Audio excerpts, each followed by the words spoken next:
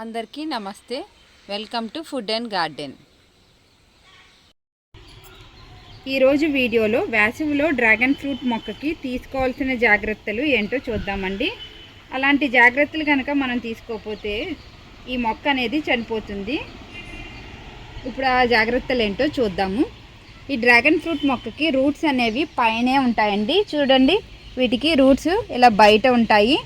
60% roots అనేవి ఇలా బయట ఉంటాయి. మనం ఇక్కడ కర్రలు అలాగే సిమెంట్వి సపోర్ట్ కింద కడతాం కదా, అవన్నిటికి ఈ రూట్స్ అనేవి పట్టుకుని చక్కగా స్ప్రెడ్ అవుతాయి. ఆ పక్కన చూపిస్తాను చూడండి. ఇక్కడ రూట్స్ చూసారా ఎలా బయటకు వచ్చాయో. ఇలాగా మొత్తం అన్నీ కూడా రూట్స్ బయట ఉంటాయి మనకి ఒక 60%. రూట్స్ అనేవి 60% బయట ఉంటాయి అన్నాను కదండి. మిగిలిన 40% ఈ భూమి లోపల ఉంటాయి, సాయిల్లోను. ఇలాగ ఒక అడుగు లోపల మాత్రమే ఉంటాయి, బాగా లోపలికి కూడా వెళ్ళవండి. ఒక అడుగు లోపలనే మనకి రూట్స్ అనేవి కనిపిస్తాయి. ఇలా రూట్స్ బయటికి ఎక్స్పోజ్ అవ్వడం వల్ల ఎండ అనేది చాలా ఎక్కువగా తగులుతుంది. ఇలా ఎండ బాగా ఎక్కువగా తగలడం వల్ల మొక్క అనేది చనిపోతుంది. అందుకని మనం ఈ రూట్స్ని, ఈ సాయిల్లో ఉన్న రూట్స్ని కవర్ చేయడానికి మల్చింగ్ అనేది చేయాలి. మనం మల్చింగ్ కింద ఇలాగా బనానా తొక్కలను కూడా వేసుకోవచ్చండి. బనానా తొక్కల్ని ఎండబెట్టేసామంటే ఇలా చక్కగా ఎండిపోతాయి. వీటిని కూడా మల్చింగ్ లాగా వేసుకోవచ్చు. లేదంటే మీకు గార్డెన్లో ఎండాకులు ఉన్నాయంటే ఈ ఎండాకులను కూడా మనం మల్చింగ్ లాగా యూజ్ చేయొచ్చు. ఈ సమ్మర్ అంతా కూడా మనకి డ్రాగన్ ఫ్రూట్ మొక్కకి ఎప్పుడైనా సరే మల్చింగ్ అనేది కంపల్సరీ అండి. ఇలా మల్చింగ్ చేసుకోవడం వల్ల మనకి రూట్స్కి ఎక్కువ వేడి తగలదు. మనకి మార్చి నుంచి చాలా ఎండలు అయితే స్టార్ట్ అవుతాయి కదండి.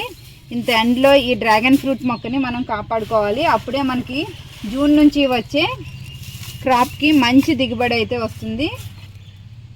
డ్రాగన్ ఫ్రూట్ మొక్కకి వాటర్ కూడా వీక్లీ వన్స్ చేస్తే సరిపోతుందండి. అది బాగా సాయంత్రం అయిన తర్వాత, అంటే ఎండ బాగా తగ్గిపోయిన తర్వాత 6 కానీ 7 o'clock తర్వాత కానీ మొక్క అంతా తడిచేలాగా మనం మంచిగా వాటర్ అయితే చేసుకోవాలి.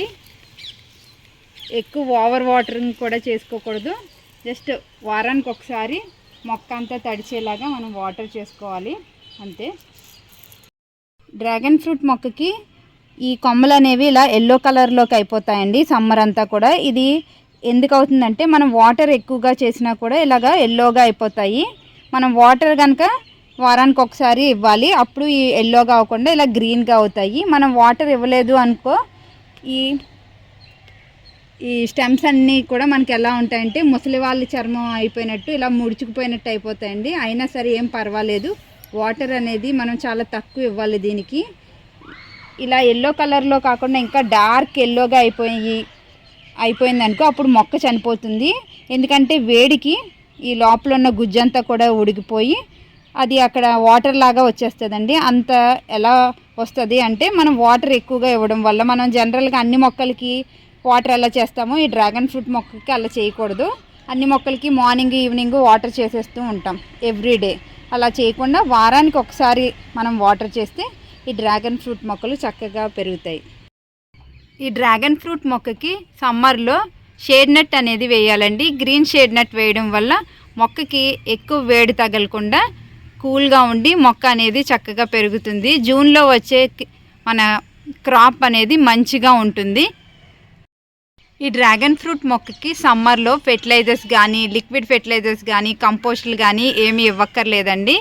మొక్క అనేది చక్కగా హెల్తీగా పెరగాలి అంటే చక్కగా మల్చింగ్ చేసుకొని వాటర్ అనేది వీక్లీ వన్స్ చేసి షేడ్ నెట్ వేసామంటే డ్రాగన్ ఫ్రూట్ మొక్క మనకి సమ్మర్లో చక్కగా చనిపోకుండా మంచిగా పెరుగుతుంది. డ్రాగన్ ఫ్రూట్ మొక్కకి జూన్ నెల నుంచి కాయలు అనేవి వస్తాయండి. కాయలు ఎక్కువగా రావాలి అన్నా, కాయ అనేది పెద్ద సైజు రావాలి అంటే ఏం చేయాలో నా నెక్స్ట్ వీడియోలో చెప్తానండి.